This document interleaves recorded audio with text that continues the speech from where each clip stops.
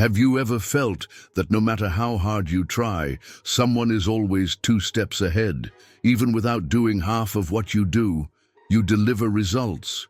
You hit the goal, you arrive early, avoid gossip, do your own, and yet remains invisible.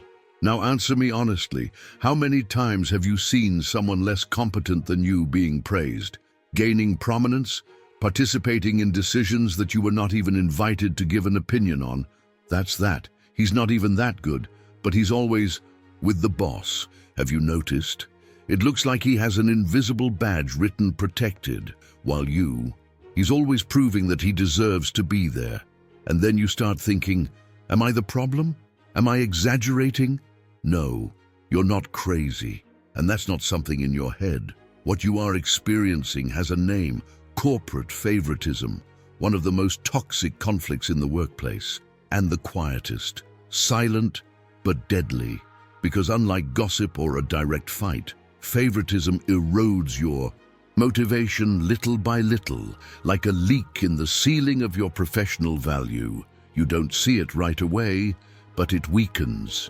Every meeting where you're ignored, with every decision in which you are not even consulted, every time that darling makes a mistake and is forgiven, while his success becomes an obligation. And you know what's more perverse? It's just that no one talks about it. Everyone feels it. Everyone sees it. But it is as if it were forbidden to a point. But today, here in this video, we are going to break that silence, because you don't deserve to live in anyone's shadow, and you can, yes, turn this game around without pulling ass, without lowering yourself, and without losing who you are. But before I show you how to turn this around, I need to show you what's really going on behind the scenes. Because favoritism is not born of chance, it builds itself. He is fed, and often it is even encouraged by unprepared leaders, insecure managers, and competitive environments that do not truly value meritocracy. And the worst, it is subtle. Sometimes the favorite doesn't get a promotion, he receives access to the boss, to the backstage, to the strategic vision. He has a voice, while you only have a function. He participates, you execute, he is trustworthy. You are useful, he is remembered, you are forgotten. And that, over time, kills your career in silence. It kills your confidence, it kills your ambition. And the worst, it puts you in a cycle where you start to accept it as normal. But it's not normal. It's not normal to be ignored after delivering results. It is not normal to be the last to know about the changes. It is not normal to live in fear of being replaced by someone who knows less, but speaks better. And if you identify with that, then listen to what I'm going to tell you now. This video is not just about favoritism. It's about how you can stop being invisible, even in an environment where the game is dirty. Because if you don't understand the invisible rules of this game, you'll keep playing the right way in the wrong field.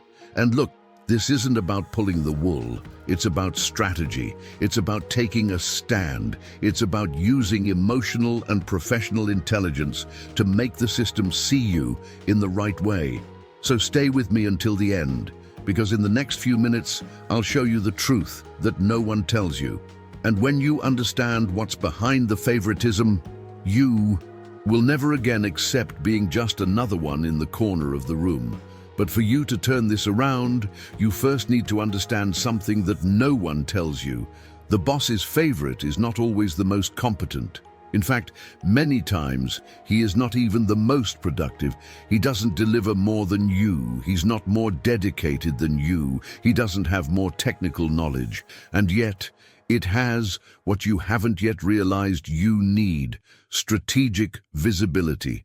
That's right, the game is not just about performance.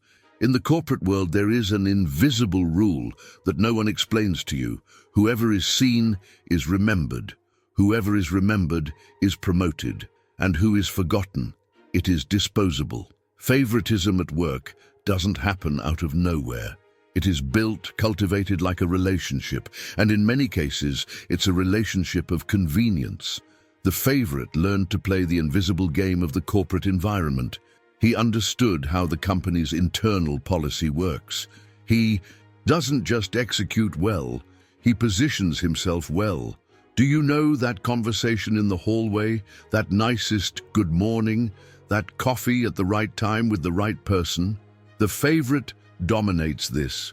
He knows how to create a perception of value even when the real value is not yet so clear. He understood that the work environment is not just a technical field, it is also a field of influence. And influence, my friend, messes with the heads of insecure leaders. Yes, because an insecure leader does not promote only by competence. He promotes those who make him feel more comfortable, more confident, more safe within the team. Sometimes, the favorite is just someone who has learned to echo the boss's ideas. He is not challenging, he does not propose the new. He only validates what is already being said, and that, for many fragile leaders, is enough to generate affinity. Of course, this is not stated. This happens between the lines, in the details. The favorite is the first to be called in strategy meetings, even if you have more experience. The favorite is the last one to get scolded, even if his mistake cost an entire project. The favorite gets smiles, while you get silence. And the cruelest part, this creates a false narrative, an internal story where he is the ideal employee, the model professional, the one that everyone should look up to. But you who live inside know the truth. He is no better. He just understood the game. Do you really think that leadership doesn't see your effort? They even see, but often it is not effort that moves decisions. It is the image built on this effort. And if you don't know how to communicate your value, if you don't know where, how, and to whom to show your deliveries, you become part of the group that does a lot but shows up little. And here is the point where most people get stuck.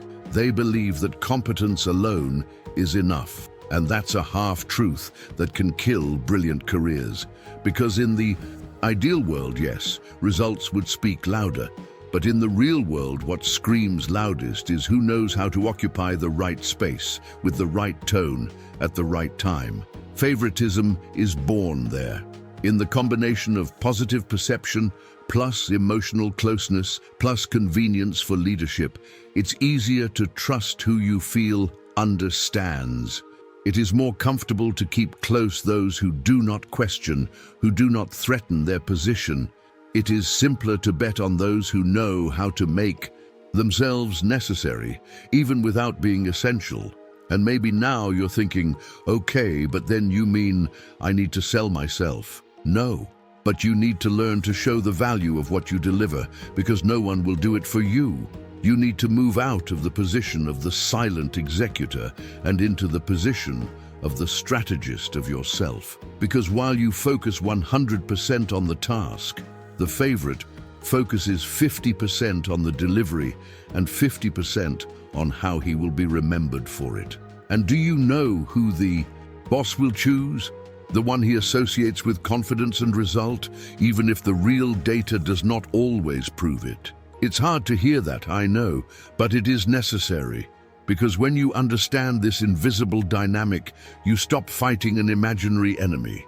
The problem is not only that he is the favorite, the problem is that you have accepted being invisible. And this needs to stop now. There are people who work half as much as you do, but get twice as much recognition. And this is no coincidence. It's positioning.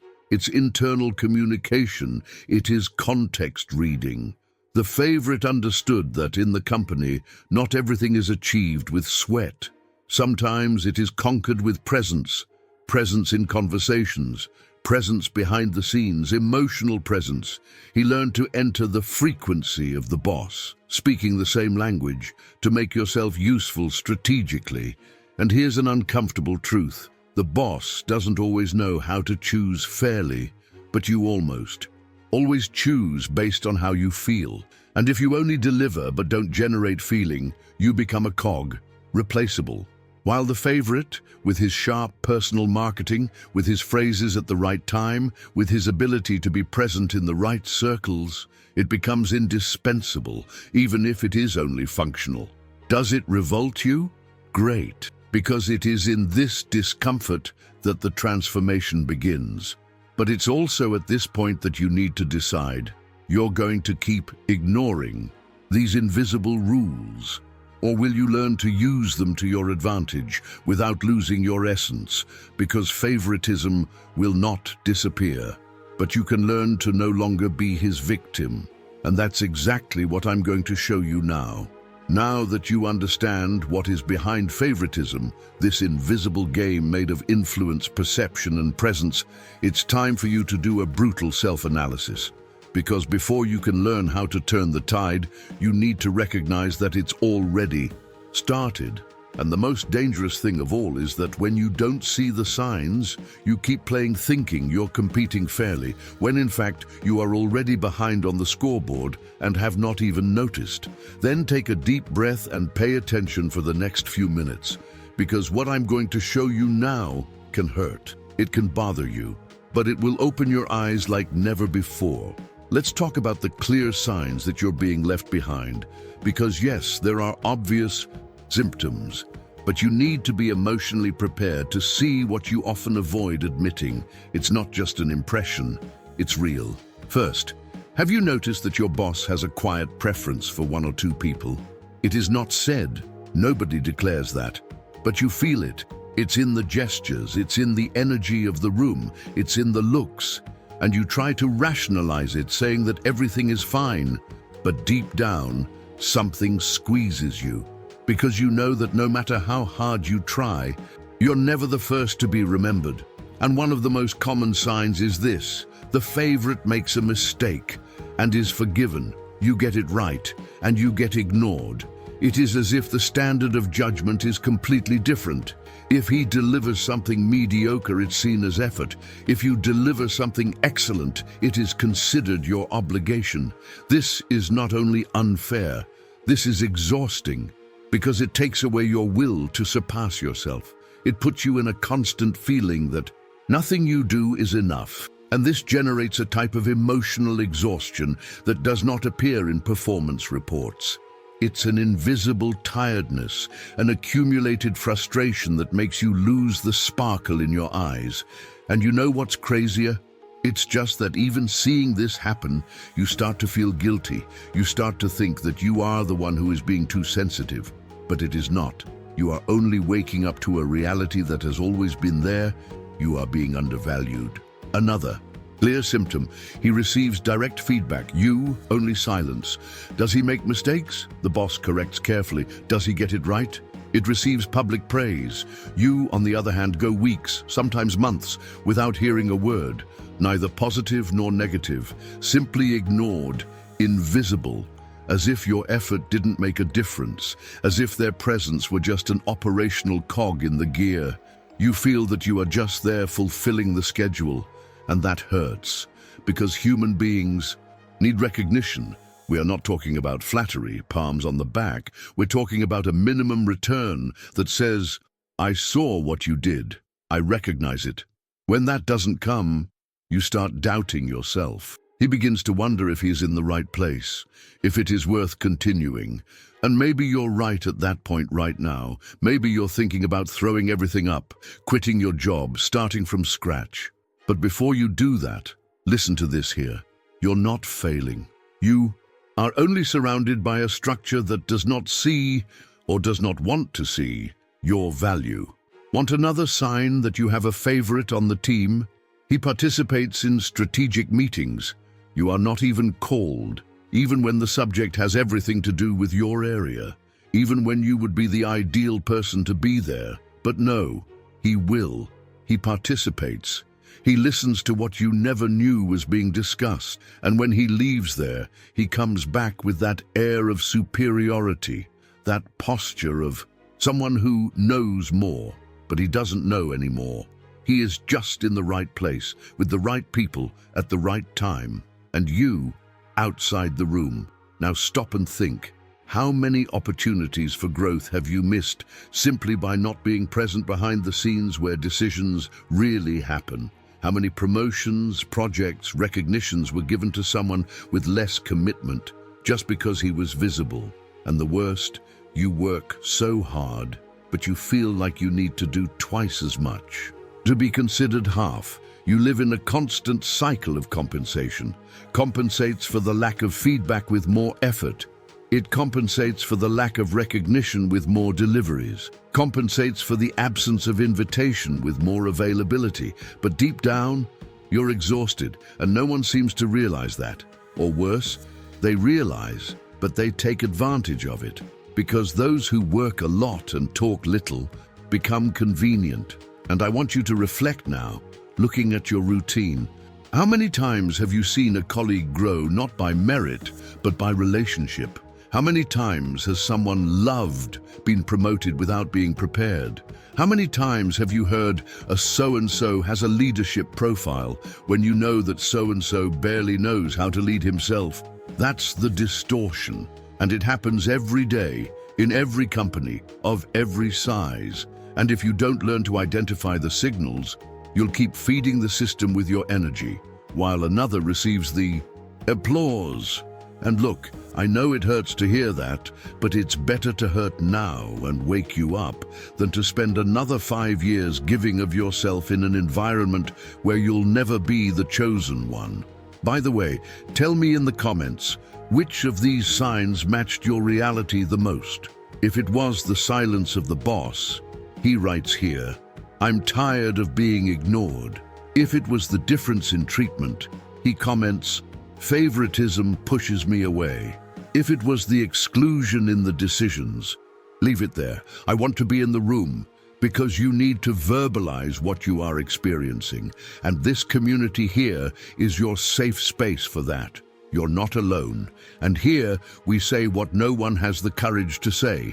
But beware, understanding the signs is not the end. It's the beginning.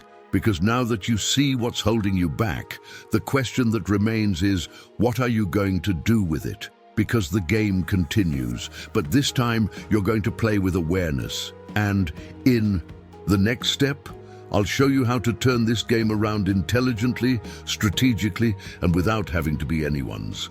Now that you've started to see the signs, you may be feeling that mixture of anger, frustration, and discouragement.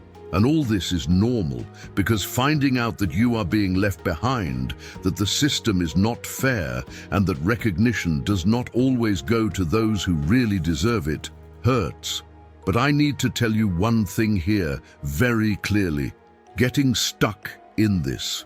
Pain will not get you out of this place. Anger can be useful, yes, but only if it is channeled into action, for strategy, for movement. And that's exactly what we're going to talk about now, because you don't need to make fun of anyone to turn this game around. You don't have to force smiles, turn flattery, or copy the behavior of the favorite. You only need one thing, strategic awareness, and consciousness, when well applied, becomes power. Let's start with the most urgent point, visibility. Because yes, competence is essential, but invisible competence is ignored. And no, this is not divine injustice. This is a corporate reality. In a competitive and political environment such as work, those who do not take a stand disappear. Those who do not appear disappear. But calm down. I'm not saying that you need to become the peacock of the company. It's not about empty marketing. It's about truly marketing your delivery. It's about learning to show, in a subtle and intelligent way, the impact of what you do, how much you add, how much your presence makes a difference. You know that task that you always solve before someone else notices the problem? Show. Do you know that difficult customer that only you could handle? Show. Do you know that process that you improved and no one commented? Show. And when I say show, it is not shouting or asking for validation. It's knowing how to insert your input into the right conversations when someone on the team is talking about a similar challenge, say. In fact, in that situation with customer X, I used a similar approach that worked really well. I can share it later if it makes sense. Ready? You've positioned your delivery as added value, not vanity. That's the secret. Visibility with elegance. Those who are seen too much as needy lose strength. Those who never show up become disposable resources. But those who appear at the right time with the right tone become a silent reference. And speaking of reference, let me tell you something that will change the way you deal with the professional environment. You don't have to wait to be chosen to start leading. Being a reference is a decision, not a position. You can start behaving like a leader even without having the official title. This is called informal authority, and companies value those who have natural influence much more than those who only occupy a hierarchical position. Start asking questions that move the group. Share learnings that help other colleagues. Offer solutions instead of just pointing out problems. These behaviors build reputation. And reputation, my friend, is worth more than a resume. Now let's talk about a territory that few explore, your boss's field of influence. Have you ever stopped to map out who influences your leader? Who does he listen to attentively? Who does he respect, even if silently? Because your boss is not always the one who makes all the decisions. Often he is just reflecting the thinking of another leader, or seeking to maintain harmony with someone who has more influence than he seems. So take note, analyze, notice who he has lunch with, who he praises spontaneously, with whom he shares backstage. And more than that, notice what language he values. There are bosses who love data, others prefer stories, some value initiative, others love those who know how to listen and summarize a situation well. If you don't understand what your boss's language of influence is, you may be communicating amazing things the wrong way, and this makes him not see you as he sees the favorite, even if your delivery is much more relevant. It is not about manipulation. It is about social intelligence. Learning to talk to your leader the way he understands is as strategic as your performance. Another crucial point is the public micro-victories. You need to accumulate small, visible achievements, not only the big projects, because, in fact, what generates the perception of competence is not a gigantic feat that no one sees. It is small, consistent, and recognizable victories. Send a well-structured email sharing the result of a project. Bring a fresh idea to the weekly meeting and show how it connects with the company's goals. Compliment someone on a good idea and subtly connect that to what you're also developing. These simple actions put you on the radar without seeming desperate. And if you think this is foul play, rethink it. Because foul play is manipulating. Strategic game is understanding the system and positioning yourself intelligently, maintaining ethics, authenticity, and respect for who you are. And if you've ever tried to take a stand and felt like you weren't heard, maybe the problem wasn't you, but the timing, the form, the context. Sometimes the mistake is not in you talking, it's in you talking to those who don't listen to you. So watch who listens to you, with whom your opinion has an echo, and strengthen those connections, because they are the ones who help you become truly indispensable. And here's a final reinforcement. You don't need to flatter. You don't have to become everyone's friend. But you need to stop acting like your delivery speaks for itself. Because in the real world, delivery needs translation. It needs visibility. It needs strategy. So if you've made it this far in this video, comment now, "I'm going to turn the game around." Or if you've already applied any of these strategies and seen results, comment, "Positioning works." And if he still feels like he's trapped, he writes, "I want to be seen." His comment is not just an outburst, it is a position. It is the first step to get out of invisibility. But hold on tight, because the next part is going to be even more powerful. Now that you've learned how to turn the tide, it's time to learn how to protect yourself from sabotage without wearing yourself out. If you've made it this far, one thing is certain. You're no longer on automatic. You've woken up. You saw it. And perhaps for the first time in a long time, you were able to put into words everything that had been suffocating you in the workplace. that feeling of being swallowed up by an unfair system, that silent pain of seeing less prepared colleagues taking the space that with all their dedication should be theirs. That frustration of realizing that meritocracy in practice is just a beautiful speech hanging on the company's wall. But now, after everything we've talked about, comes the most important part. What are you going to do with it? Because understanding the problem is only half the battle. The other half starts now, and it requires attitude, courage, consistency, because the toxic work environment, partial leadership, manipulative colleagues, promotions by affinity and not by competence, none of this will stop happening just because you found out. But you don't have to be held hostage to it anymore. You no longer have to swallow pain in silence or get used to professional invisibility. You can, yes, shield yourself, and I'm not talking about becoming cold, indifferent, or becoming what you despise. I'm talking about creating an emotional and strategic shield that protects you without taking you away from your essence. Because there's no point in moving up in the company and getting lost in the process. That's not the game. The game is to grow with awareness, with force, and with truth. And this shielding begins with a decision. The decision to no longer let the opinion of others define your value. Because when you depend on external recognition to validate your career, you hand over your self-esteem to people who don't always have the maturity to take care of it. There are managers who only recognize those who flatter them. There are leaders who only value those who repeat what he says. There are bosses who feel threats in those who shine. And if you are still waiting for congratulations from someone like that, listen to me carefully. You will be frustrated again and again. You need to build an internal sense of worth, an unshakable core, an intimate certainty that what you deliver is valuable, even when the environment doesn't recognize it yet. And for that, you will need to practice a few things. The first of these is knowing how to say no without guilt. Know how far you go and where your limit ends, because those who never impose themselves become the crutch of others.